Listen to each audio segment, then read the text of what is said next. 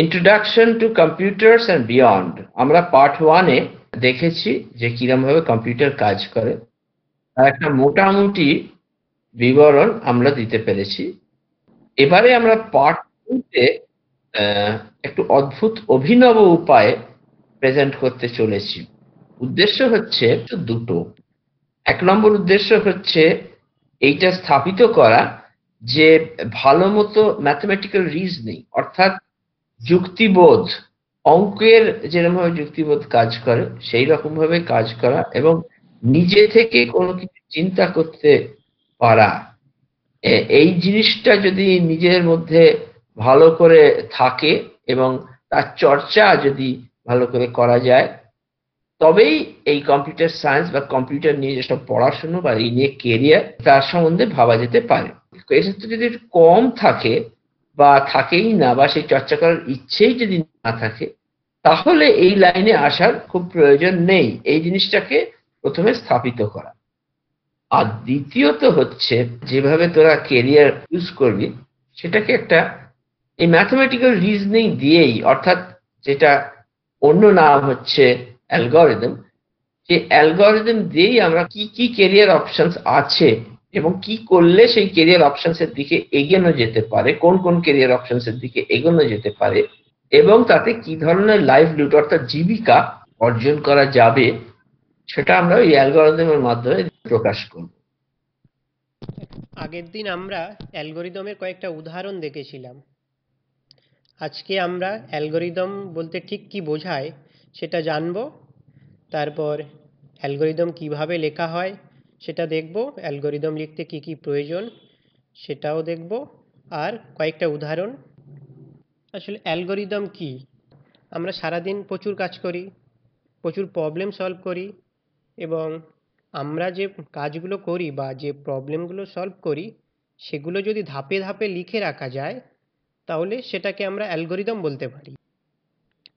এখন আমরা মূলত অ্যালগরিদম কেন লিখি বা কেন ইউজ করি বা আমাদের অ্যালগরিদম কেন কাজে লাগে, তার মূলত কারণ দুটো হতে পারে। এক, আমরা যে কাজ করি সেগুলো আমরা ধাপে ধাপে লিখে রাখতে পারি। আমরা রোজ যে কাজ করি সেগুলোর জন্য আমাদের কোনো ধাপে লিখে রাখার প্রয়োজন হয় না, কিন্তু আমরা যখন কোনো নতুন কাজ করি সেই কাজগুলো কীভাবে করি সেগুলো যদি আমরা ধাপে ধাপে লিখে রাখি তাহলে আমাদের বুঝতে সুবিধা হবে। আর একটা কারণ হলো কম্পিউটারকে যখন আমরা কোনো কাজ বোঝাতে চাই, আমরা যে কাজগুলো করি সেগুলো আমরা বুঝতে পারি, কিন্তু অ্যালগরিদমের মাধ্যমে লিখেও বুঝতে পারি, কিন্তু আমরা যখন কম্পিউটারকে বোঝাতে চাই বা যাব তখন আমরা যেভাবে করি ঠিক সেভাবেই কম্পিউটারকে বোঝাতে হবে। সেজন্য আমাদের প্রথমে অ্যালগরিদম লিখতে হবে, পরে সেই অ্যালগরিদমটাকে কম্পিউটারের ভাষায় রূপান্তর করতে হবে। সেটা আমরা কিভাবে করব না, কম্পিউটারে অনেক ল্যাঙ্গুয়েজ আছে, যেমন ধরো সি, সি প্লাস প্লাস, একটা নিয়ম আছে এই অ্যালগরিদম থেকে প্রোগ্রাম লেখা, সেগুলো আমাদের শিখতে হবে। তারপরে আমরা অ্যালগরিদম থেকে প্রোগ্রাম লিখতে পারবো। এবার কয়েকটা উদাহরণ দেখে নিই। ধরো তোমাকে কেউ জিজ্ঞেস করলো এখন কটা বাজে, এটা শোনার পরে তুমি ঘড়িটা দেখলে, দেখে টাইমটা বলে দিলে। এটাও এক ধরনের প্রবলেম সলভিং। আর এটাকে যদি আমি ধাপে ধাপে লিখে রাখি তাহলে সেটাকে আমি অ্যালগরিদম বলবো। আরও একটা উদাহরণ দেখো, ধরো তোমরা বন্ধুরা মিলে একটা পিকনিক করতে চাইছো। পিকনিকে ঠিক কত টাকা লাগবে একটা বাজেট ফিক্স করলে, তারপরে কাকে কত টাকা দিতে হবে বা কে কত দেবে সেটা আমরা টোটাল বাজেট বা আমরা যে কজন বন্ধুরা থাকি সে কত দিয়ে ভাগ করি। যে এই যে ক্যালকুলেট করা, এখানেও একটা প্রবলেম সলভিংয়ের কাজ আছে। আমরা যে এই পিকনিক করছি এটা আমরা মানুষের সঙ্গে মানুষেরা আলোচনা করছি এবং সেই হিসাবে আমরা ক্যালকুলেট করছি। এটা মানুষের জন্য অ্যালগরিদম তুমি বলতে পারো। হিউম্যান টু হিউম্যান ইন্টারাকশন মানে হচ্ছে যে মানুষের সঙ্গে মানুষ কথা বলছে, এর উল্টো দিকে রয়েছে হিউম্যান টু কম্পিউটার ইনস্ট্রাকশন। আমরা কম্পিউটারকে যে যে ইনস্ট্রাকশন গুলো দেব সেগুলো কম্পিউটার কাজ করবে সেই অনুযায়ী। তখন হিউম্যান টু কম্পিউটার ইনস্ট্রাকশন, তার জন্য অ্যালগরিদম লেখা হতে পারে। এই যে এক্সাম্পল 1 এক্সাম্পল 2 দেখা হচ্ছে সেটা কিন্তু আসলে হচ্ছে একটা হিউম্যান টু হিউম্যান ইন্টারাকশন, কিন্তু অন্য ধরনের ইনস্ট্রাকশন যেগুলো হচ্ছে ধরো 10 নম্বর যোগ করতে দেওয়া, এগুলো এগুলো আমি মানুষকেও দিতে পারি যেমন, তেমনি আমি কম্পিউটারকেও দিতে পারি। সেগুলো হচ্ছে হিউম্যান টু কম্পিউটার ইন্টারাকশন। হ্যাঁ, এবার দেখো আমরা অ্যালগরিদম দুভাবে লিখতে পারি। আগের দিন তোমরা এইভাবে দেখেছিলে, এটাকে বলে সিউডোকোড, যে একটা ধাপে ধাপে প্রথম ধাপ দ্বিতীয় ধাপ এইভাবে লিখলে সেটাকে বলে সিউডোকোড। আর একটা আমরা ছবির মাধ্যমে লিখতে পারি, সেটাকে বলে ফ্লোচার্ট। ঠিক আছে, এখানে আমি ওই প্রথম যে এক্সাম্পলটা দিয়েছিলাম, যে কেউ আমাকে টাইম জিজ্ঞেস করলে আমি ঘড়িতে টাইম দেখব এবং এবং টাইমটাকে বলে দেবো, সেটা হচ্ছে এক এক নম্বর এক্সাম্পল, সেটা আমি অ্যালগরিদম আকারে লিখেছি। এবার দ্বিতীয় এক্সাম্পল কি ছিল, যে আমাদের টোটাল বাজেট থাকবে, একটা পিকনিকের জন্য একটা টোটাল বাজেট থাকবে, আমরা কতজন মিলে পিকনিক করতে চাই সেই নাম্বারটা থাকবে, তারপরে কাকে কত টাকা দিতে হবে সেটা আমরা ভাগ করে বলে দিতে পারবো। মানে বক্তব্য হচ্ছে এই যে দ্বিতীয় এক্সাম্পলটায় আমরা দেখছি যে কম্পিউটারকে আমরা এইটা বলতে পারি, মুখেও আমরা মনে মনেও আমরা এইভাবেই দেখি। কিন্তু ঠিক যখন আমি কম্পিউটারকে একটা ইনস্ট্রাকশন দিচ্ছি, তাতে আমি প্রথমে কম্পিউটারকে কি বলছি, দেখো এই আমার টোটাল এক্সপেন্স হচ্ছে টি, আমার কতজন পার্টিসিপেন্ট আছে সেটা হচ্ছে এন, কতজন আমরা পিকনিক করতে যাচ্ছি। আর সুতরাং এবার কম্পিউটারকে বলছি তুমি এটাকে এটা দিয়ে ভাগ করো, দিয়ে আমাকে অ্যামাউন্টের প্রত্যেকটা শেয়ার করছি কত করে সেটা বলে দাও। সে তখন টি কে এন দিয়ে ভাগ করলো। বক্তব্য হচ্ছে টি হচ্ছে একটা ভেরিয়েবল, এন হচ্ছে একটা ভেরিয়েবল। ঠিক তোরা যেরকম এ বি সি ডি বলিস, তেমনি টি আর এন হচ্ছে সেরকমই ভেরিয়েবল, যাতে করে সেইগুলোকে ও ভেতরে নিজস্ব একটা জায়গায় স্টোর করে রেখে দিয়েছে। একটা ভেরিয়েবলের জন্য একটা নির্দিষ্ট জায়গা ও রেখে দিয়েছে, তার ভেতরে ও সংখ্যা বসাতে পারে। এবার তুমি যখন একটা ইনপুট দিলে, অর্থাৎ তুমি যখন একটা ওই কম্পিউটারকে ইনস্ট্রাকশন হিসেবে তুমি একটা ইনপুট দিলে, একটা সংখ্যা তুমি বললে বললে যে তুমি এটাকে টি তে ঢুকিয়ে রাখো, তখন সেই সংখ্যাটা সে টি তে ঢুকিয়ে রাখলো। এরপরে তুমি আরেকটা বললে যে এন এ তুমি এই সংখ্যাটাকে ঢুকিয়ে রাখো, ও তখন এন এ সেটাকে ঢুকিয়ে রাখলো। ও কিন্তু মানে জানে না যে কোনটা টোটাল এক্সপেন্স কোনটা পার্টিসিপেন্ট, কিছু জানে না, ও জানে টি আছে আর এন আছে। এবারে তুমি একটা ইনস্ট্রাকশন দিয়েছে, বলছে যে তুমি টি কে এন দিয়ে ভাগ করো, ও তখন টি কে এন দিয়ে ভাগ করে দিয়ে বলছে যে ঠিক আছে। এবার তুমি ওকে বলছো যে এই জিনিসটা কি, এর মানেটা কি, এর মানেটা হচ্ছে অ্যামাউন্ট টু শেয়ার, এটা তুমি ডিসপ্লে করো বলে, তো সে তখন বলছে অ্যামাউন্ট টু শেয়ার বলে ডিসপ্লে করছে। এইটা হচ্ছে একটা প্রোগ্রাম। প্রোগ্রামটার উদ্দেশ্য কি, যে কেউ এটাকে ব্যবহার করুক না কেন তাকেই এই অ্যামাউন্ট টু শেয়ার একেবারে বলবে, দেখো এটা হচ্ছে অ্যামাউন্ট টু শেয়ার, এইটা অ্যামাউন্ট টু শেয়ার, এটার মানে এইটা। কম্পিউটার কিন্তু অ্যামাউন্ট টু শেয়ার ইত্যাদি সব কিছু জানে না। ওকে খালি ভাগ করতে বলা হয়েছে, ভাগটুকু করতে পারে। ওকে কি লিখতে বলা হবে সেটাও ও জানে, কি কি ইনপুট নিলেও কি করতে হবে সেটাও জানে। এবার সেটাকে ভাগ করে সে ওটাকে দেখিয়ে দিচ্ছে এবং বলছে দেখো প্রত্যেককে এত এত করে টাকা দিতে হবে। ও কিন্তু বুঝে বুঝে বলছে না, তুমিই ওকে বুঝিয়ে দিচ্ছ। সে বুঝে যেটুকু বুঝছে সেটুকু ও পরিষ্কার বোকার মতো লিখে দিচ্ছে, এর বাইরে কিন্তু কিছু করছে না। তারপরেও স্টপ করে যাচ্ছে। এই জিনিসটা বোঝানোর দরকার। কম্পিউটার কিন্তু বিরাট বুদ্ধিমান লোক তা নয়। তুমি ওকে যা যা যা ইনস্ট্রাকশন দিচ্ছে, এমনকি তুমি ওকে বলছো এই জিনিসটা ইনপুট নাও নিয়ে টিতে রাখো, এই জিনিসটা ইনপুট নাও নিয়ে এনে রাখো, এবার দুটোকে ভাগ করো, এর মানে কি জানো, এর মানে হচ্ছে অ্যামাউন্ট টু শেয়ার। হ্যাঁ, এ। এবার এটাকে তুমি লেখো এবং তার পাশে লিখে দাও এটার মানে কি, বলে প্রত্যেককে তোমাদের এত এত করে টাকা দিতে হবে। এইভাবে কম্পিউটার কাজ করে। এবার এগো। হ্যাঁ, এখানে দেখো ফ্লোচার্ট যেটা আমরা ইউজ করেছি, সেখানে বিভিন্ন ধরনের সিম্বল ইউজ করেছি। দেখো প্রথমে যেটা শুরু আর শেষ যে দুটো হয়েছে সেটা ডিম্বাকৃতি সিম্বল। ইনপুট যেটা আমরা নিয়েছি সেটা একটা সামান্তরিকের চিহ্ন। আর যেটা যে কাজ করেছি বা ক্যালকুলেট করেছি সেটা আমরা একটা আয়তক্ষেত্র দিয়ে বুঝিয়েছি। এক একটা সিম্বলের এক একটা মানে আছে। ঠিক আছে, শুরু আর শেষগুলো আমরা ডিম্বাকৃতি দিয়ে বোঝাই, ইনপুট আর আউটপুটগুলো সামান্তরিক দিয়ে বোঝাই, আর কোনো কাজ করার জন্য আমরা আয়তক্ষেত্র ইউজ করি। এবার দেখো এই যে টাইম, এটা কেউ আমাকে একজন মানুষ জিজ্ঞেস করলো, সেটা আমি তাকে বলে দিলাম। এটা আমরা কম্পিউটারের সাথেও করতে পারি, আমরা কম্পিউটারকে জিজ্ঞেস করলাম, কম্পিউটারও বলে দিতে পারে। আমাদের একটা প্রফেসর ইডিয়ম বলে একটা সফটওয়্যার আছে, যাকে তুমি জিজ্ঞেস করলে হোয়াট ইজ অ্যান ইডিয়ম, আমরা যেরকম ভয়েস দিয়ে জিজ্ঞেস করলাম সে ওরকম ভয়েসে আমাদেরকে বলে দেয়। ঠিক এরকমভাবে আমরা যদি কোনো সফটওয়্যার তৈরি করি যে যে কিনা কোনো কোশ্চেন ইনস্ট্রাকশন হিসেবে নেবে, যেমন what is the time now, time সেটা নিল, নিয়ে সে কারেন্ট টাইমটা দেখে বলে দেবে, ঠিক আছে? এটাও কম্পিউটারের ভেতরে একটা ক্লক থাকে, সেই ক্লকে একটা টাইম থাকে, সেই টাইমটা ও পড়তে পারে, সেই টাইমটা দেখে নিয়ে ও পরিষ্কার টাইমটা বলে দিল, এর বাইরে কিছু নয়। ও কিন্তু অন্ধের মতো এই কাজটা আমরা বলেছি বলে ও করছে, এরকম নয় যে ওর বিরাট বুদ্ধি আছে, ও টাইম কাকে বলো, টাইম ফাইম জানে না। ও জানে যে এখানে একটা ক্লক আছে, ওখানে বলতে দেখতে হবে, ওটার মানে যে ক্লক সেটাও ও জানে না। ও জানে ওইখান থেকে জিনিসটা, কারণ ওটা আমরা বলেছি যে সিস্টেম ক্লক আছে, এটাকে তোমরা দেখো, এটাকে ধরে নিয়ে এসে তার ভ্যালুটাকে নাও, নিয়ে ডিসপ্লে করে দাও।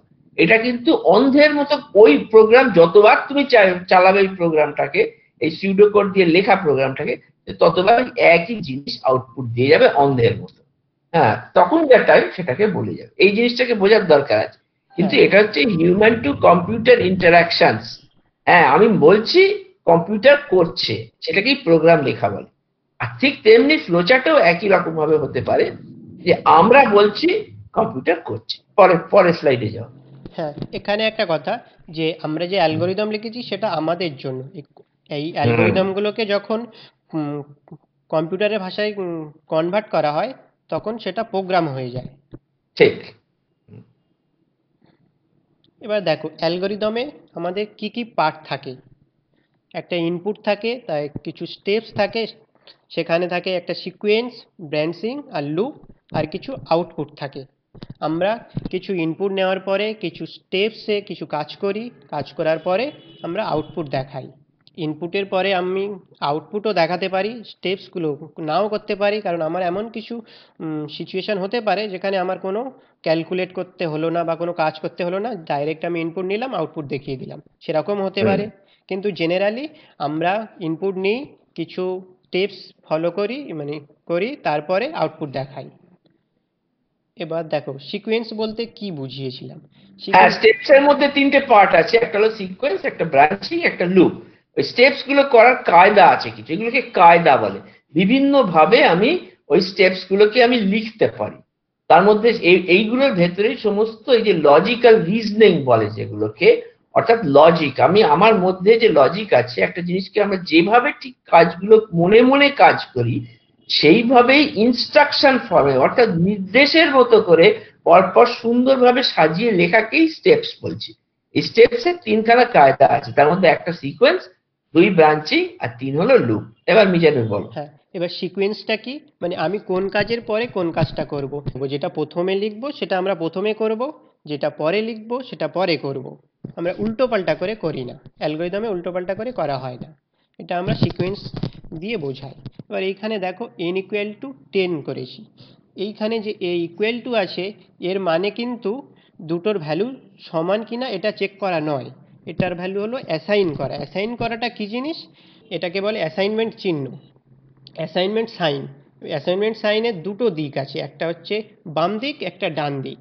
বাম দিকটা কোনো একটা ভেরিয়েবলের নাম হয়, আর ডান দিকটা সবসময় ভ্যালু হয়। মেমোরি দেখেছো, মেমোরি কার্ডকে যদি তুমি অসংখ্য ঘরের সমষ্টি মনে করো, তাহলে ভাবতে পারো একটা মেমোরিতে প্রচুর ঘর আছে। আমরা যখন ছবি রাখি, তখন কোনো একটা ঘরে কম্পিউটার মেমোরির কোনো একটা ঘরে ছবিটা রেখে দেয়, আবার যখন আমি কোনো গান রাখতে চাই, মেমোরির কোনো একটা ঘরে সে গানটা রেখে রেখে দেয়। এবার তুমি এই এনটা যেটা বাঁদিকে আছে সেটা কোনো একটা ঘর হিসেবে ধরতে পারো, আর ডান দিকে যেটা আছে সেটা কোনো লোক হিসেবে ধরতে পারো। আমরা কোনো একটা ঘরে লোক রাখছি। এই অ্যাসাইনমেন্ট সাইনটা আমরা এই তীরচিহ্ন দিয়েও বোঝাতে পারি, ঠিক আছে? যে n সমান 10, এটার মানে কিন্তু এই নয় যে n কে 10-এর সঙ্গে ইকুয়াল করে দিলাম, সমান করে দিলাম, এটা নয়। তাহলে কি, অর্থাৎ পাশে যেভাবে লেখা আছে সেটাই হলো আসল। সেটা কি না, 10 বলে যে সংখ্যাটা আছে, সেটাকে আমি n বলে যে চলকটা আছে, ভেরিয়েবল আছে, অর্থাৎ মেমোরিতে যে নির্দিষ্ট ভেরিয়েবলের জন্য জায়গা n এর জন্য রাখা হয়েছে এবং তার নাম দেওয়া হয়েছে n, সেই জায়গাটাতে আমি 10টাকে ঢুকিয়ে রাখলাম, অন্য কোনো ভ্যালুকে যা ছিল আগে সেটাকে মুছে দিয়ে এটাকে 10 ঢোকালাম। এটাই হচ্ছে এর মানে। এটাকে রিপ্রেজেন্ট করা হয় n=10 লিখে, কারণ অন্যভাবে রিপ্রেজেন্ট করার মানে আমাদের মানে আমরা পারি না অন্যভাবে রিপ্রেজেন্ট করতে, হ্যাঁ, সেই জন্য আমরা n সমান 10 লিখি, অর্থাৎ 10 ভ্যালুটাকে n এর জন্য, n ভেরিয়েবলের জন্য নির্দিষ্ট যে স্থান মেমরির ভেতরে আছে তার ভেতরে 10 এই সংখ্যাটাকে আমরা বুঝিয়ে দিলাম, অর্থাৎ n বলে যে ভেরিয়েবল সেটা 10 এই সংখ্যাটা লাভ করলো। বুঝা গেছে? এবার পরেরটা দেখো। এরপরে দেখো n equal to n plus 100। তুমি n বাঁদিকে যেটা থাকে সেটা বলেছিলাম সেটা কোনো ভেরিয়েবলের নাম, আর ডান দিকে যেগুলো থাকে সেগুলো ভ্যালু। তাহলে দুদিকেই n আছে, তাহলে কি বুঝবে তুমি? বাঁদিকেরটা একটা ভেরিয়েবলের নাম বুঝবে, আর ডান দিকেরটা কি বুঝবে? যে ওই ভেরিয়েবলের যে ভ্যালুটা আছে সেটা। তাহলে তুমি n equal to n plus 100 মানে কি বুঝলে? যে n নামক যে মেমোরিতে যে জায়গা আছে সেই জায়গাতে যে ভ্যালু আছে তার সঙ্গে 100 যোগ করো। 100 যোগ করার পরে যে ভ্যালুটা পাবে সেটা আবার ওই ওই এনে রেখে দাও। ঠিক আছে, এটা বুঝতে পারলে মোটামুটি? এবার দেখো যখন আমি প্রিন্ট করি তখন না দাঁড়া, একটুখানি বোঝানোর আছে, এটাকে একটু আরেকটু বিস্তারিত বোঝানোর আছে। এটা দেখে তুমি যদি মনে করো n equal to n plus 100, তাহলে তো দুদিকে n কেটে দেবো, তাহলে 0 ইকুয়াল টু 100 হয়ে গেল, তাহলে তো একটা এটার তো কোনো মানে রইলো না, 0 সমান তো 100 নয়, তাহলে এই ভাবনাটা সম্পূর্ণ ভুল হবে। মানে বক্তব্য হচ্ছে যে সব সময় যে কোন, এটাকে একটা ইনস্ট্রাকশন বলে, নির্দেশ। n equal to n plus 100 হচ্ছে একটা নির্দেশ। এটার মানে কি না, n এর ডান দিক থেকে জিনিসটা সব সময় এক্সিকিউট হয়, অর্থাৎ কাজ করে ডান দিক থেকে বাঁ দিকে, উল্টো দিকে নয়। এটাই বুঝতে হবে। ওই জন্য অ্যারো সাইনটা দেখো, অ্যারো সাইনটা দেওয়া আছে, এই যে অ্যারো সাইনটা দেওয়া আছে বাঁ দিক থেকে ডান দিকে। সুতরাং আগে ডান দিক থেকে বাঁ দিক, অর্থাৎ আগে ডান দিকটা কাজ করে তারপরে বাঁ দিকটা কাজ করে। এই জন্য n এর প্রথমে ডান দিকে কি আছে, n প্লাস 100।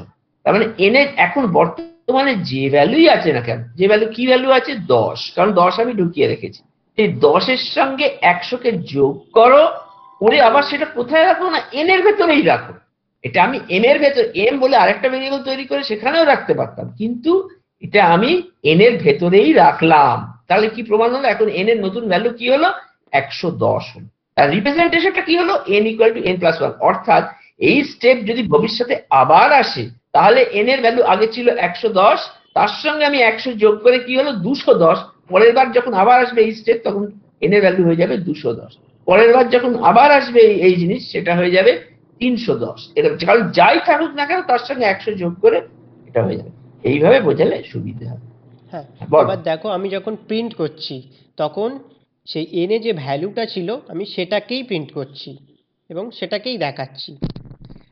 এবার দেখো এটা মানে হচ্ছে যে কম্পিউটারকে আমি বলছি তুমি n এর ভ্যালুটাকে তোমার প্রোগ্রাম যেটা দিচ্ছ সেটার মাধ্যমে তুমি প্রিন্ট করে দাও, দিয়ে আমাকে দেখিয়ে দাও। যে ইউজার ইউজ করছে এই প্রোগ্রামটা, ধরো এরকম, তোমরা প্রোগ্রাম বলতে কি বোঝে, প্রোগ্রাম বলতে তুমি হোয়াটসঅ্যাপে একটা প্রোগ্রাম, অবেদা ইংলিশে একটা প্রোগ্রাম, সে প্রচুর অবেদা ইংলিশ প্রচুর জিনিস প্রিন্ট করে, তেমনি এটাও ওই প্রোগ্রামটা একটা জিনিস প্রিন্ট করে দিচ্ছে। ভ্যালুটা কি প্রিন্ট করছে, পরিষ্কার 110 প্রিন্ট করে দেবে, কারণ n এর ভ্যালুটাতে এখন কত আছে, বর্তমানে যে ভ্যালুই আছে সেটাই প্রিন্ট করে দাও, এটা 110। হ্যাঁ, চলো এবার দেখো কেউ যদি করে 10 তারপরে একটা তীর চিহ্ন দিল তারপর n লিখলো, সেটা করা যায় না।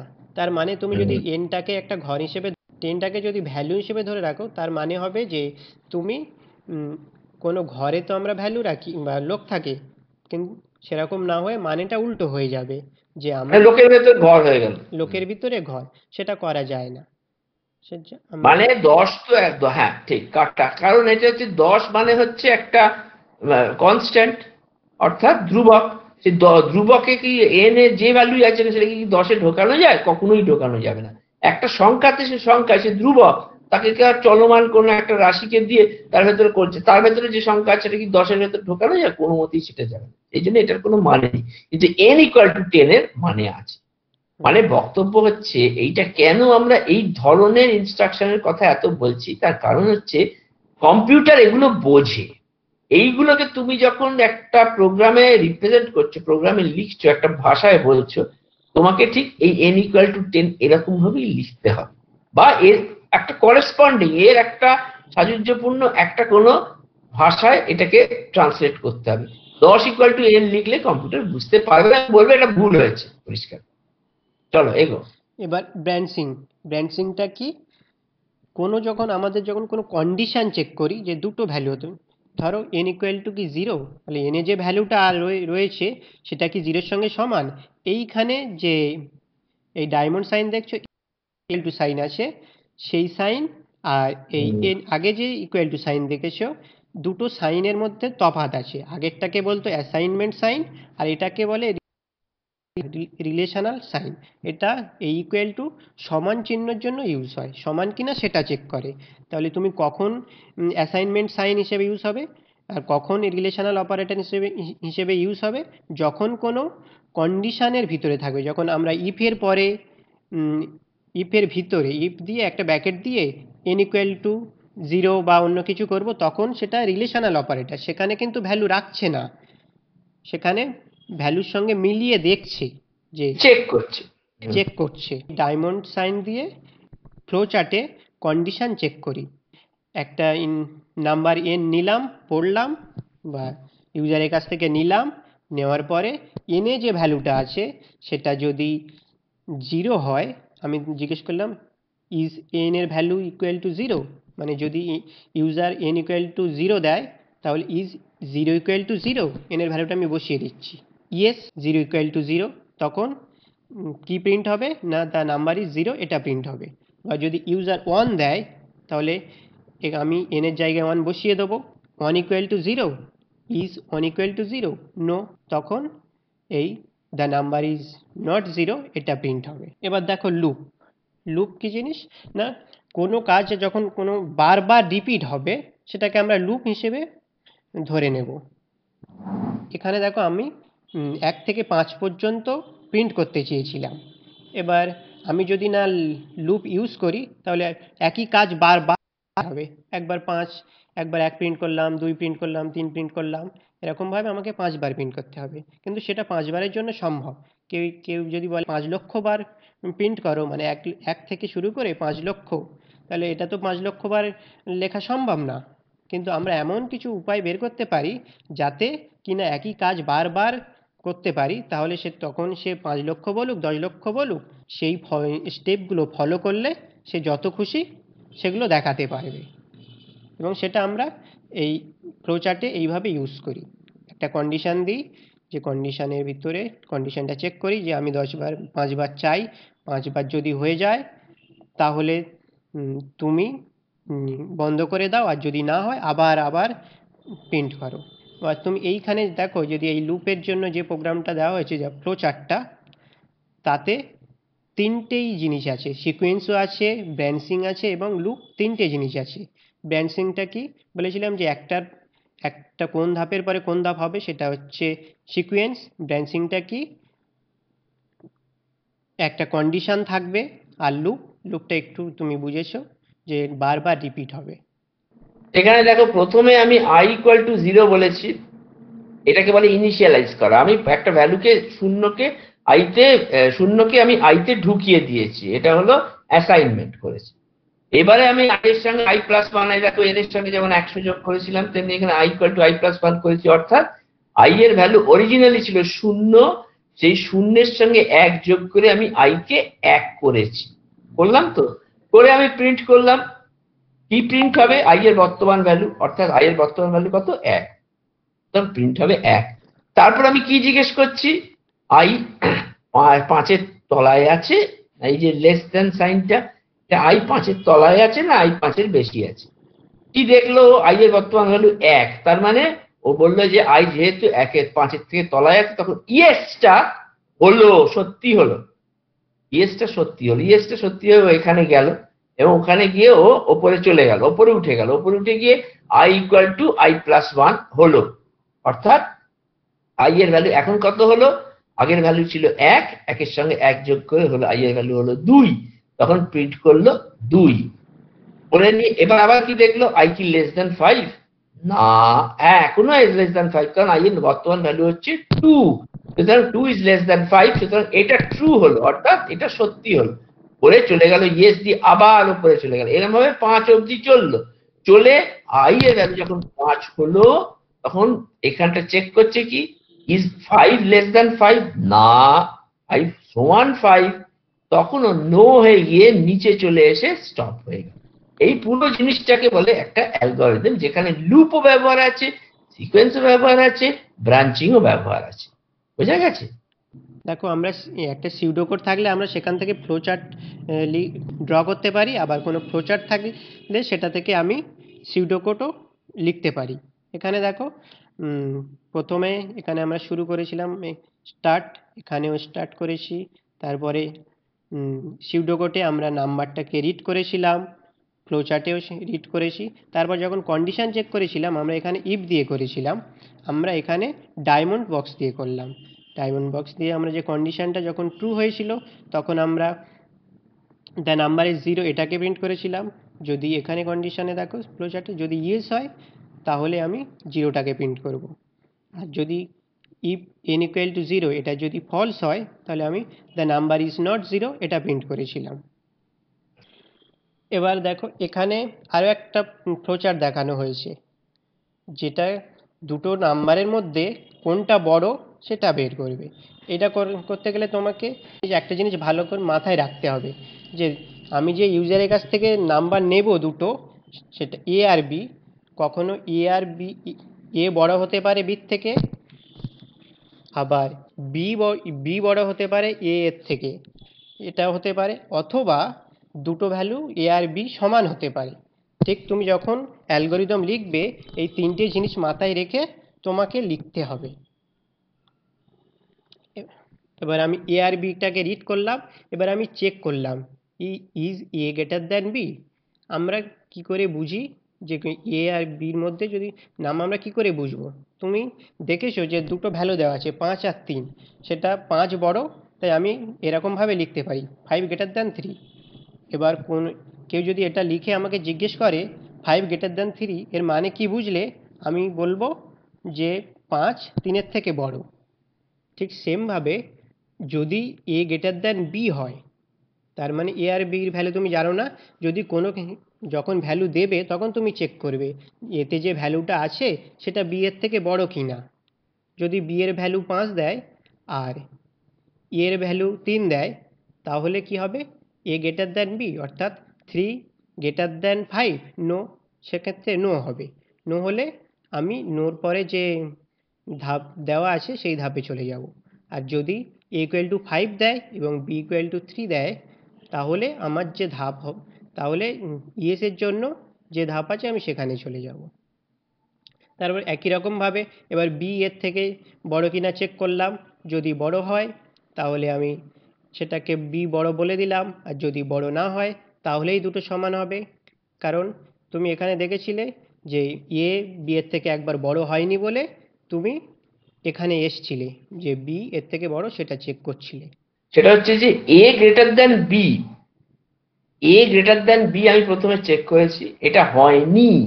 তখন আমি B greater than a check করেছি, সেটাও হয়নি যখন, তখন তার মানে কি অপশন রইল? এ আর বি সমান।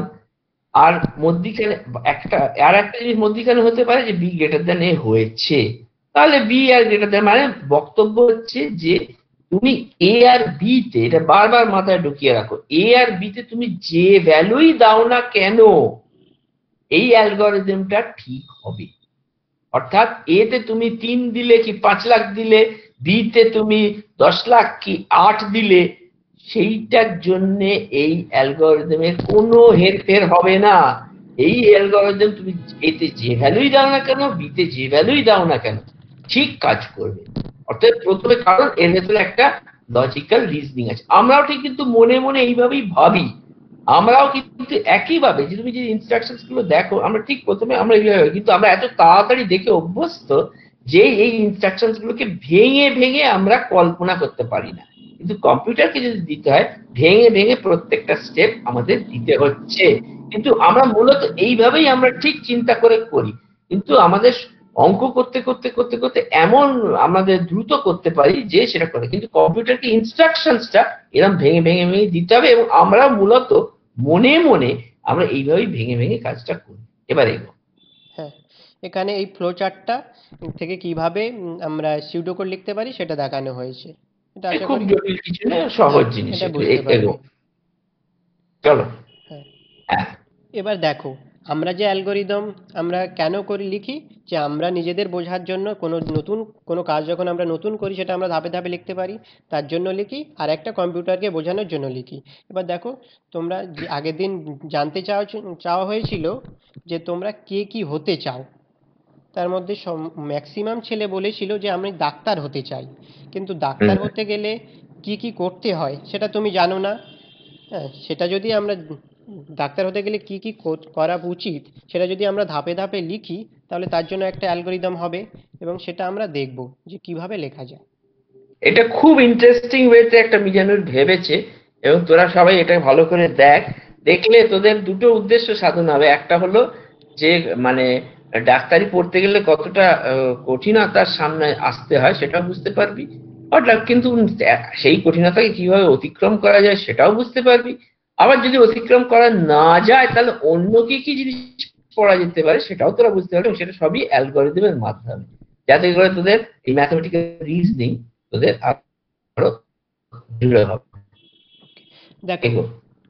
আমাদের এগুলো আমরা আর বলছি না, যে মোট গভর্নমেন্ট কলেজে 41,388টা এমবিবিএসের জন্য সিট আছে, আর বিডিএসের জন্য মানে ডেন্টালের জন্য 3,513টা সিট আছে।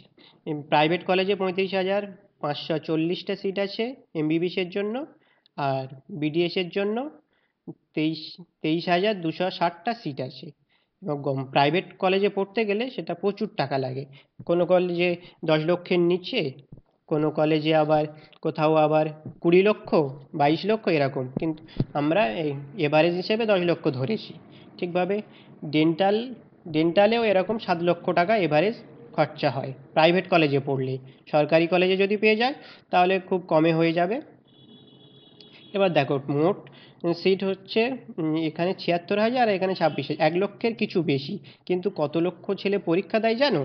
এরা 15-16 লক্ষ ছেলে পরীক্ষা দেয়। তার মধ্যে এই 1 লক্ষ ছেলে চান্স পায় এখন না, থেকে। শুধু 1 লক্ষ ছেলে চান্স পায় তা নয়, তোমার আমাদের যা বর্তমানে যে ক্ষমতা, 10 লাখ টাকা 12 লাখ টাকা ঠিক আছে স্টুডেন্টকে দিয়ে আমরা প্রাইভেট কলেজে পড়াবো, সেরকম সামর্থ্য তো সবাইকে থাকে না। সুতরাং তোমার যে নাম্বারটা সেটা হচ্ছে 41,000। সুতরাং 15-16 লাখের মধ্যে 41,000 মানে কত পার্সেন্ট বুঝতে পারছো? হ্যাঁ, 3%, 3.5% এরকম। হ্যাঁ, সুতরাং 3%, 3.5% মূলত তোমার সম্ভাবনা, এটা তুমি মাথায় রেখো। হ্যাঁ। চলো তাই এবারে। তাই ডাক্তার হতে গেলে তোমাকে এখন থেকে প্রস্তুতি নিতে হবে, এবং ডাক্তার হতে গেলে এখন থেকে কি কি করা উচিত আমরা সেটা দেখব। দেখো, ডাক্তার হতে গেলে আমাদের প্রধানত প্রথমে লাগবে বই, সেটা আমাদের ইনপুট হিসেবে লাগবে, আমরা বই পড়ে ডাক্তার হয়। এবার দেখো, তারপরে বলেছে পরের ধাপে আছে get interested in science subjects. Science সাবজেক্টগুলোকে ভালো লাগাতে হবে। এগুলো কেন ভালো লাগাতে হবে, তার কারণ হচ্ছে আগের দিন জানতে চাওয়া হয়েছিল যে তোমার কোন সাবজেক্ট ভালো লাগে না আর কি হতে চাও। একজন লিখেছে বায়োলজি আমার ভালো লাগে না, অথচ আমি ডাক্তার হতে চাই। তাই জন্য তুমি যদি ডাক্তার হতে চাও, তোমাকে বায়োলজি, কেমিস্ট্রি আর ফিজিক্স এই তিনটেকে ভালো লাগাতে হবে। এবং বায়োলজি, ফিজিক্স আর কেমিস্ট্রিতে নিট এক্সাম দিতে হয়। তোমার যদি ভালো না লাগে তাহলে তুমি অন্য কিছু ভাববে, ডাক্তার হওয়ার কথা ভুলে যাবে।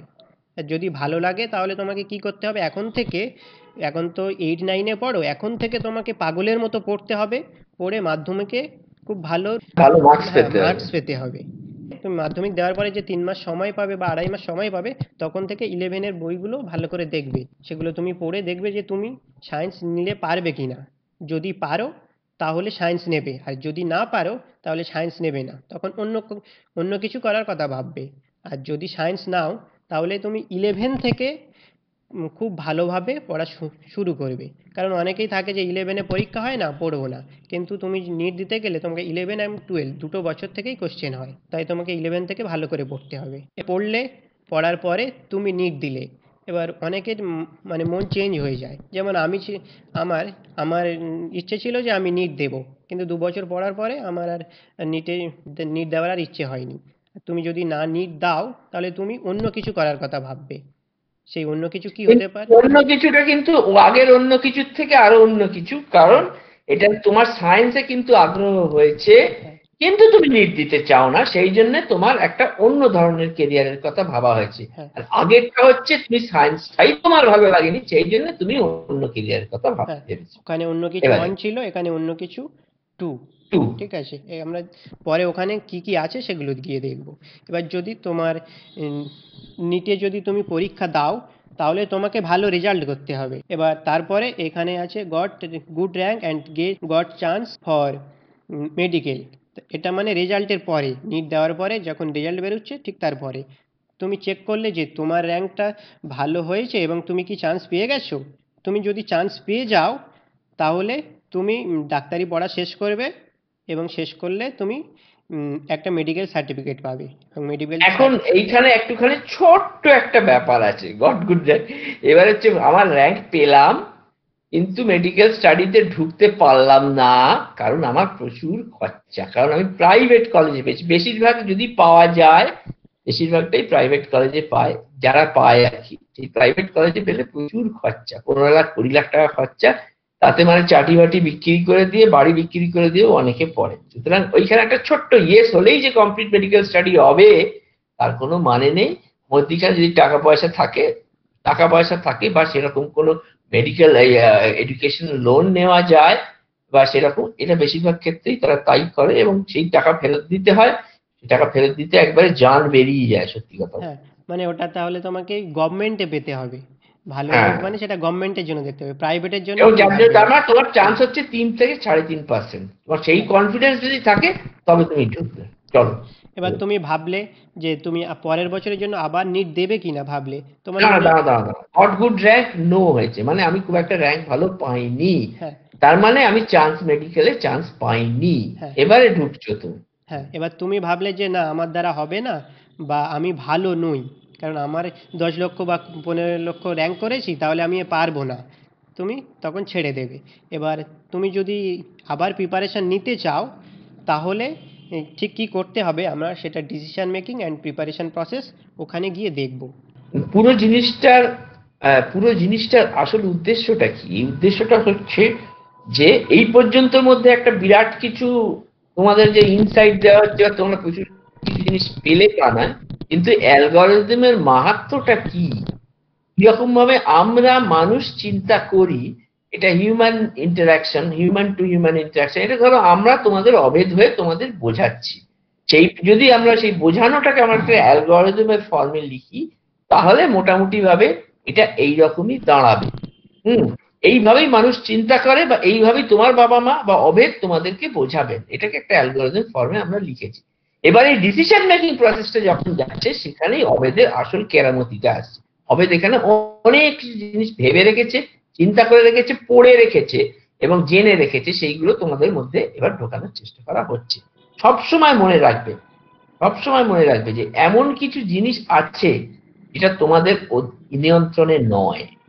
প্রথম কথা, তোমাদের মনের ইচ্ছে অনেক কিছু জিনিস হতে পারে, তোমাদের স্বাদ অনেক কিছু জিনিস হতে পারে, প্রথমত তোমাদের সাধ্য এই পরিমাণে না, এটা তোমার নিজের সাধ্য হয়তো অনেকটাই, কিন্তু আরো অন্যান্য লোকের সাধ্য, অন্যান্য ছাত্রের সাধ্য তোমার থেকে অনেক বেশি।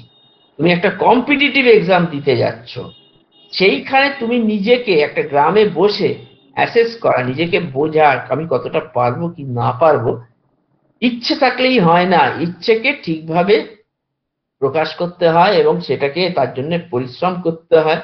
সেই জিনিসটা তুমি নিজে বুঝতে পারছো না, তুমি সারা ভারতবর্ষের নিরিখে কোথায় দাঁড়িয়ে আছো, যেটা অভেদ বুঝতে পারছে, এটা তোমার বাবা মাও বুঝতে পারছেন না, এটা অভেদ বুঝতে পারছে। সেই অভেদের এবার এই ডিসিশন মেকিং প্রসেসটা তোমাকে বলা হচ্ছে, তাতে তুমি বুঝতে পারবে যে তোমার কি করা উচিত, করা উচিত নয়। কনসিডার, দেখো প্রথমে আছে consider HS biology physics chemistry. কেন বলছি এটা, কেন মিজানুর বলছে সেটা একটু বুঝতে হবে। এটার 1 নম্বর কারণ হচ্ছে যে বায়োলজিতে অনেকেই ভালো তোমরা, কিন্তু ফিজিক্স কেমিস্ট্রিতে হয়তো হায়ার সেকেন্ডারিতে 60-61 পেয়েছো, তাদের কিন্তু প্রায় কোনো চান্স নেই, এটা জেনে রাখবে।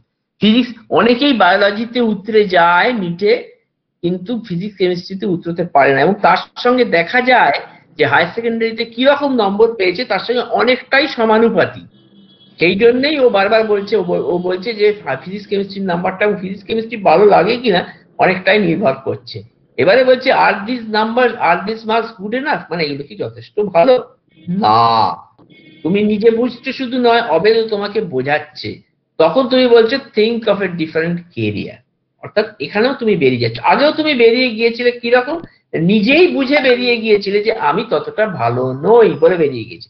এবারে নম্বরের ভিত্তিতে তুমি দেখা গেল যে না তুমি ততটা ভালো নও, তখনও তুমি নিটের ধারণা থেকে বেরিয়ে যেতে পারো, দ্বিতীয়বার আর পরীক্ষা দিলে না।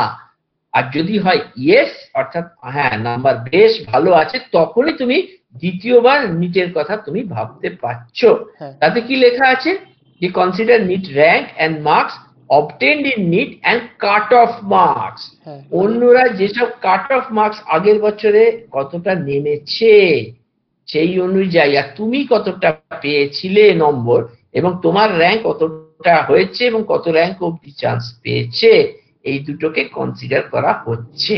হয়ে কি হলো? হ্যাঁ, হয়ে এইখানে দুটো জিনিস হলো। এইখানে আমি হ্যাঁ, একটা কথা বলি, যে তোমার হ্যাঁ বল। উচ্চ মাধ্যমিকের রেজাল্ট ভালো হয়েছে, উচ্চ মাধ্যমিক তো এক বছরের পরীক্ষা হয় শুধু টুয়েলভটা নিয়ে, সেটা ভালো হয়েছে, কিন্তু সেখানে তোমার নিটের র্যাঙ্কটাও আমরা দেখব যে কত হয়েছে, বা তোমাকেও দেখতে হবে, কারণ নিট তো 2 বছরের হয়, কারণ তুমি ইলেভেনে যদি ফাঁকি মেরে আসো তাহলে তুমি আর পারবে না, সেই হিসেবে তোমার নিটের র্যাঙ্কও দেখা হবে। এবারে দেখো, এবার হচ্ছে যদি তোমার র্যাঙ্ক 5 লাখ হয় এবং মানে মার্কস, অবটেন মার্কসটা তুমি যদি পেয়েছো যদি পুয়ার হয়, সেটা যদি কম খারাপ হয়, তাহলে তোমাকে, তুমি যদি এসটি ক্যাটেগরিতে থাকো, এই যে বাঁদিকে আছে ডায়মন্ডটা, ইফ এসটি ক্যাটেগরি স্টুডেন্ট, তাহলে কিন্তু তোমার একটা সম্ভাবনা আছে। তো সেই যে তখন নিচে চলে আসছে, নিচে এসে কি দেখছে, consider ST rank and marks. এইটাতে যদি আমি দেখি যে হ্যাঁ consider ST ranking and marks, এটাকে একটুখানি নিচে আসতো, হ্যাঁ। তখন আমি যদি দেখি যে এইটার আমার আছে, তখন দেখি যে আর অবটেন মার্কস অ্যাকসেপ্টেবল। অ্যাকসেপ্টেবল অর্থে কি না, যেটাকে হ্যাঁ ঠিক আছে হ্যাঁ মোটামুটি একটা নম্বর আছে, এটাতে এটা ট্রেনেবল কিনা এবার আমরা দেখবো। দেখো, তুমি হ্যাঁ। এসটিতে, তুমি এসটি, তোমার এসটি সার্টিফিকেট আছে, ধরো এসটিতে 2,000 ছেলেকে নিয়েছে, তোমার র্যাঙ্ক হুম। 50,000 বা তারও বেশি, তাহলে সেরকম ক্ষেত্রে তুমি পরের বছর এসটির জন্য চান্স নাও পেতে পারো। তোমার র্যাঙ্ক যদি 2,000 বা 3,000 বা 4,000 এরকম কাছাকাছি থাকে, তাহলে তোমাকে ভালো হিসেবে আমরা মনে করব, না হলে হুম। তুমি ভালো নাও। হুম। ঠিক আছে। এবারে এবারে কি হলো না, তখন আমরা কি বললাম যে ঠিক আছে, যদি নো হয়ে যায়, এসটি ক্যাটেগরি নয়, আবার 5 লাখের ওপরে র্যাঙ্ক হয়েছে, মার্কস খুব একটা ভালো হয়নি, তাহলে তুমি অন্য একটা এতে চলে যেতে পারো, অন্য একটা কেরিয়ারে চলে যেতে পারো, এই নাম্বার 2 এখানে দেওয়া আছে। মানে কিন্তু বক্তব্য হচ্ছে যে কিন্তু তোমার যদি র্যাঙ্কটা 5 লাখের ওপর না, এবার মার্কসটা মোটামুটি ভালো আছে, তখন তোমাকে দেখতে হবে দ্বিতীয়বার পরীক্ষা দেওয়ার জন্য যে তুমি ট্রেনেবল কিনা। এইখানে অভেদা ডিসাইড করতে পারে। হ্যাঁ কেন অভেদার হাতে এই হাতে দেয়া হচ্ছে?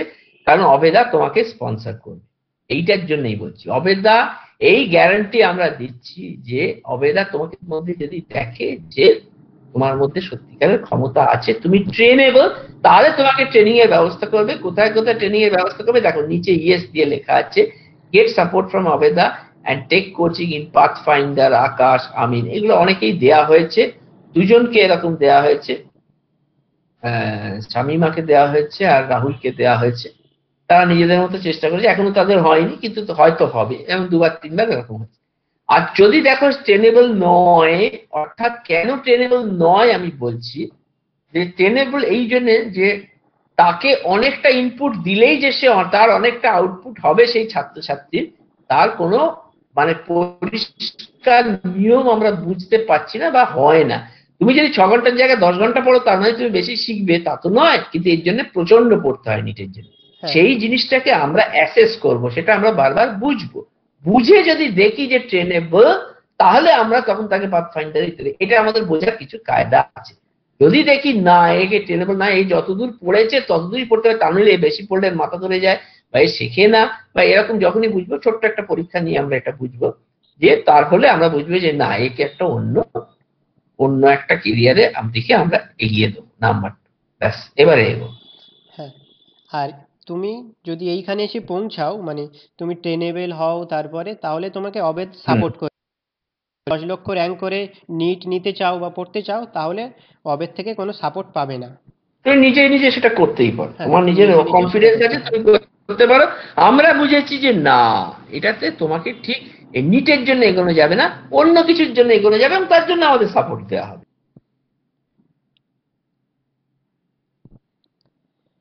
আমরা মনে আছে তো, আমরা দুখানা বলেছিলাম think of a different career, তার মধ্যে একটা হচ্ছে তোমার সায়েন্স সাবজেক্ট ভালো লাগে না, সেই থেকে আমরা কেরিয়ার 1 এর দিকে এগিয়েছিলাম, এটা হচ্ছে সেই জায়গাটা।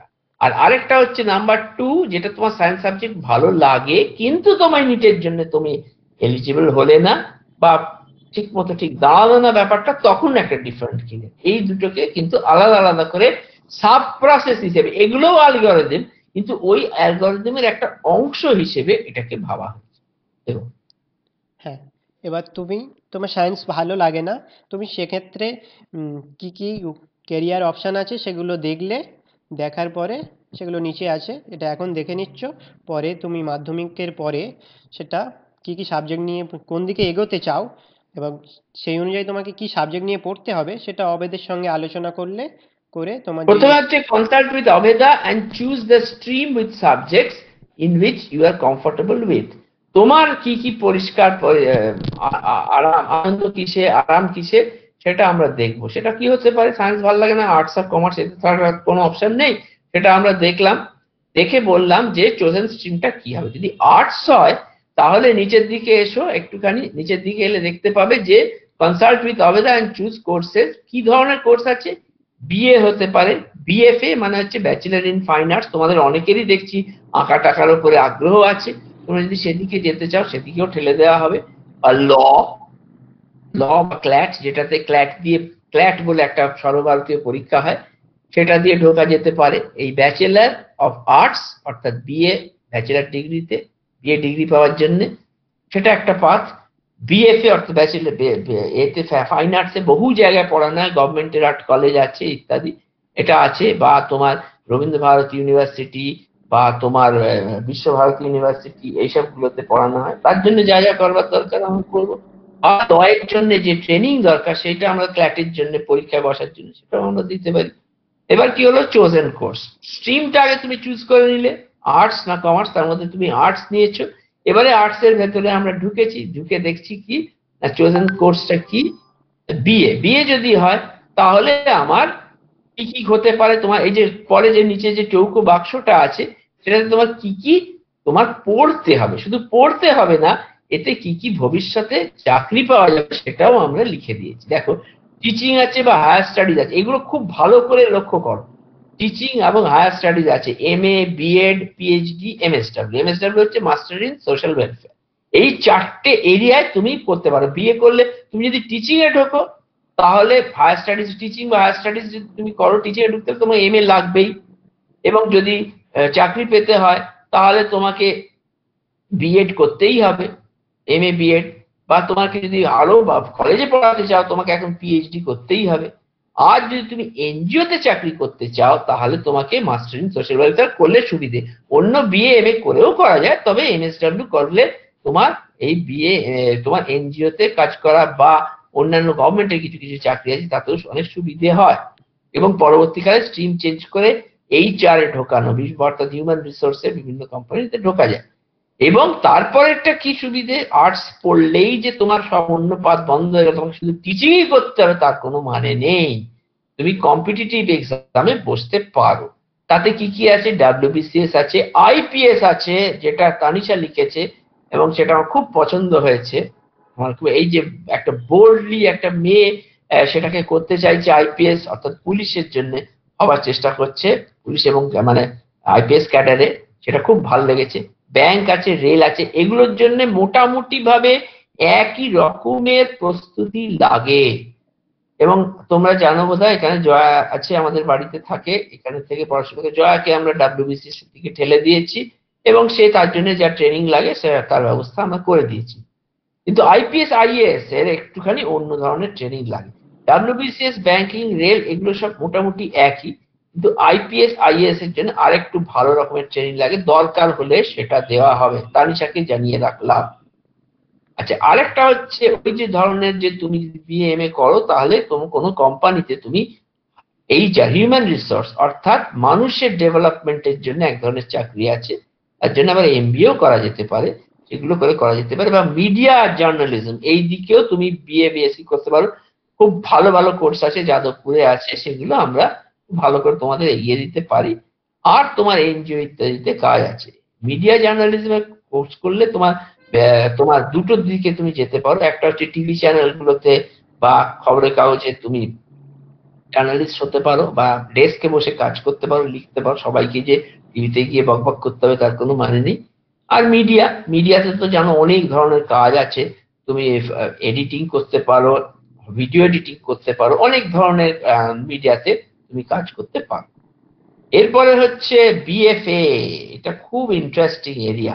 এই বিএফএ তে তুমি কি করতে পারো, তুমি একজন ভালো ড্যান্সার, সিঙ্গার, পেইন্টার হতে পারো প্রফেশনালি, তার ব্যবস্থাও করা যেতে পারে। আমি এটাকে খুব এই লাইনটাকে আমি খুব পছন্দ করি। এবং হায়ার স্টাডিজে কি করতে হবে, এমএফএ করতে হবে। যদি তুমি পড়াতে চাও তাহলে তোমাকে এমএফএ করতে হবে, বিএড করতে হবে, পিএইচডি করতে হবে। আরেকটা লাইন হলো গ্রাফিক্স ডিজাইনার। এটা কিন্তু সত্যিকারের অনেকেই কিচ্ছু না পেয়ে তখন গ্রাফিক্স ডিজাইনার হয়। কিন্তু আমি তোমাকে বলছি, যাদের মধ্যে ক্রিয়েটিভ আইডিয়া আছে, তোমাদের অনেকের ভেতরে আমি দেখছি ক্রিয়েটিভ আইডিয়া আছে, তাহলে তোমরা কিন্তু তার যে টেকনোলজিক্যাল দিকগুলো সেইগুলো যদি শিখে নিতে পারো, তাহলে তোমাদের কিন্তু কোনো মার নেই। তোমরা বড় বড় কোম্পানিতে চাকরি পেয়ে যেতে পারো যদি একটু ইংরেজি টিংরেজি গুলো মোটামুটি ভাবে ভালো করে বলতে পারো। সবসময় মনে রাখবে এইগুলো হচ্ছে ভোকেশনাল স্ট্রিম, বা এগুলো অনেকগুলি ভোকেশনাল স্ট্রিম আছে, এগুলো শিখতে হবে। পেছনে পেছনে কম্পিউটার এবং ইংরেজি শিখতেই হবে, এর কোনো মার নেই। এগুলো ভালো করে শিখতেই হবে, এবং সেটাই ক্লাস 12 এর মধ্যে যতটা পারবে শিখে। পরে আর আলাদা করে তোমাদের শেখানো সেটা সম্ভব হবে না। আচ্ছা, এবারে হচ্ছে ল বা ক্ল্যাটের দিকটা আছে। ল বা ক্ল্যাটের দিকটাতে তোমাদের লয়ার, এমপ্লয়িজ ইন ল ফার্মে হতে পারো, তুমি প্রফেসর হতে পারো যদি বা লিগাল কনসালটেন্ট হতে পারো কোনো একটা প্রাইভেট ফার্মে। এটা কিন্তু বর্তমানে লয়েতে প্রচুর চাকরি আছে। এবং শুধু চাকরি না, তুমি একটা উকিল হিসেবে তুমি একটা কোর্টে প্রেজেন্ট করতে পারো, যেরকম সিনেমায় দেখেছো কালো কোট পরে। বা তুমি একটা ল ফার্মে ভালো করে পড়াতে পারো, এমপ্লয়ি হতে পারো সেখানে, তার হতে পারে। আর একটা কি হতে পারে, যে তুমি কমার্স পড়েছো। কমার্স পড়ার উদ্দেশ্য এখন এটা কোনোভাবে কম নয়। অনেকেই কিচ্ছু না পেরে তখন কমার্স পড়ে, সেটা কিন্তু কাম্য নয়। যদি তুমি ভেবে রাখো যে আমি কিন্তু আমার কমার্স ভালো লাগে, টাকা পয়সার দিকটা আমার বেশ ভালো লাগে, এবং টাকা পয়সা আমি করতে চাই, এবং আমি জানি যে কমার্স পড়লে আমি টাকা পয়সা করতে পারবো, তাহলে তুমি এদিকে আসতে পারো। এবং তো অনেকেরই তোমার এই ধরনের কোনো ধারণাই নেই যে কমার্স পড়লে কি করা যাবে, সেই জন্য আমি এটাতে একটু বেশি সময় দিতে চাইছি, যদিও এটা আমার নিজেরও এরিয়া না। কমার্স পড়লে প্রথম যেটা করা যায় সেটা হচ্ছে যে যে এরকম কম্পিটিটিভ এক্সাম আছে সেগুলো তো দেওয়া যায়, বা সেরকম টিচিং করা যায়। কিন্তু এখানে দুটো খুব বড় লাইন আছে। একটা হলো চার্টার্ড অ্যাকাউন্টেন্ট হওয়া, বা কোম্পানি সেক্রেটারিয়েটশিপ পাস করা। চার্টার্ড অ্যাকাউন্টেন্ট মানে হচ্ছে বড় বড় কোম্পানি যেসব ধরো তার যে অ্যাকাউন্টস আছে সেই অ্যাকাউন্টস গুলোকে সার্টিফাই করতে হয়, তার জন্য বড় চার্টার্ড অ্যাকাউন্টেন্ট লাগে। এরা ভবিষ্যতে নানাভাবে ফিনান্সিয়াল অ্যানালিস্ট হয়ে যায়। অর্থাৎ এই যে প্রচুর শেয়ার মার্কেট আছে, এখানে টাকা পয়সা খেলা চলছে, সেইখানে বা মিউচুয়াল ফান্ড কার কিরকম করতে হবে এই জিনিসগুলোকে আইডিয়া দেয়, এবং প্রচুর টাকা এটা থেকে পাওয়া যায়। বা কোনো কোম্পানিতে তুমি একটা রিটেল ম্যানেজার হলে, বা মানে টাকা পয়সার ব্যাপার যেখানে জড়িত সেখানে হতে পারে। এগুলো সব বিভিন্ন এরিয়া।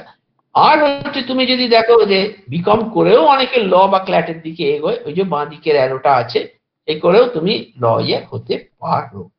এইটা হচ্ছে যে আর্টস সেক্টর না, না, এটা সায়েন্সে ক্যারিয়ার অপশন 2। হ্যাঁ, এটা হচ্ছে আর্টস কমার্স চলে গেল। এইবারে হচ্ছে কেরিয়ার অপশন 2।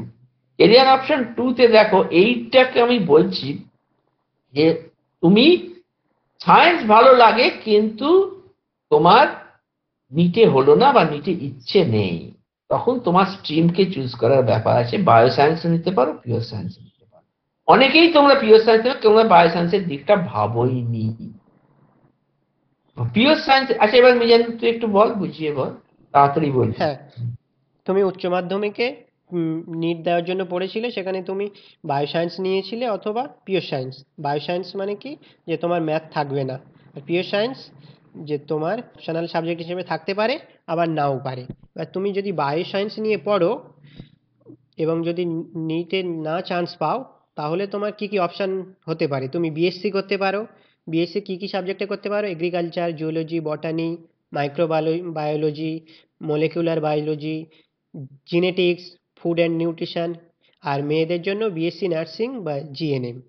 এগুলো আচ্ছা, তোমার। এইখানে আমি একটু বলি, এই যে বায়োসায়েন্সের বা এই যে এরিয়াগুলো, এই যে ও বললো কনসাল্ট উইথ অবেদান্টুস, এই কনসালটেন্সিটা আমরা পরের 27 তারিখ থেকেই দিতে শুরু করছি। আমার নিজের বোনঝি এখন পিএইচডি করলো, করে এখন বিদেশি ইউনিভার্সিটিতে পোস্ট ডক্টরেট করতে যাচ্ছে। ওকে এবং ওর হাজব্যান্ডকে, ওর হাজব্যান্ডও তাই করে, একই করে। আমরা বলেছি যে এই প্রত্যেকটা জিনিস, zoology, botany, microbiology, molecular biology, genetics, এগুলো নিয়ে অল্প অল্প করে বলবে এবং কোথায় কোথায় কি কি পড়া যায় বিদেশ ইউনিভার্সিটি, এখানকার ইউনিভার্সিটি, সেইটা নিয়ে সে বলবে। সুতরাং আমরা খানিকটা আবার এদিকেও এগিয়ে রাখতে চাইছি। এবার বল।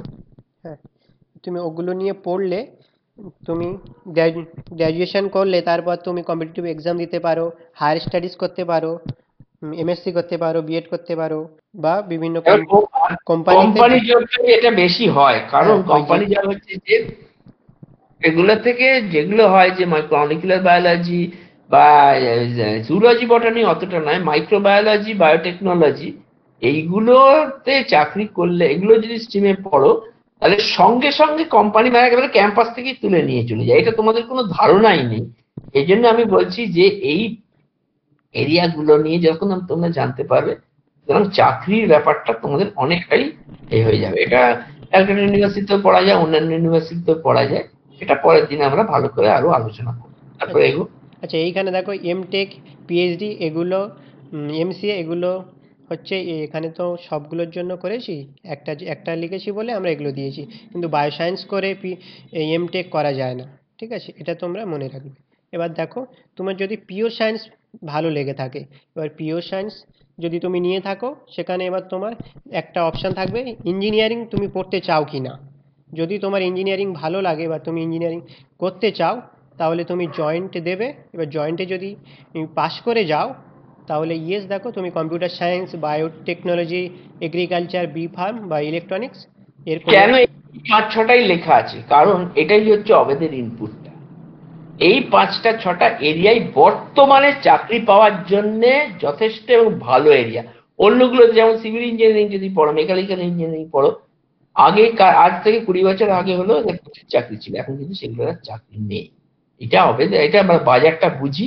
সেই জন্য বলছি কম্পিউটার সায়েন্স যেটা মিজানুর পড়ছে, যদিও জয়েন্ট এন্ট্রান্স করে পড়ছে না, কলেজে পড়ছে, সেইটাতেও কিন্তু যথেষ্ট বাজার আছে।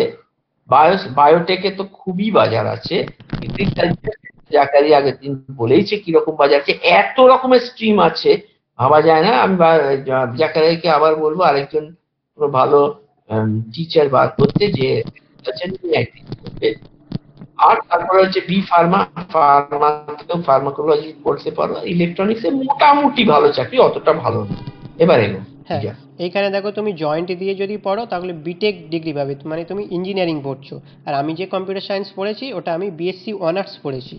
সেটা হচ্ছে ম্যাথ থাকলে, ম্যাথ ফিজিক্স থাকলে এইচএসে, বা ম্যাথ কম্পিউটার সায়েন্স এইচএসে থাকলে তুমি নিতে পারো। ঠিক আছে।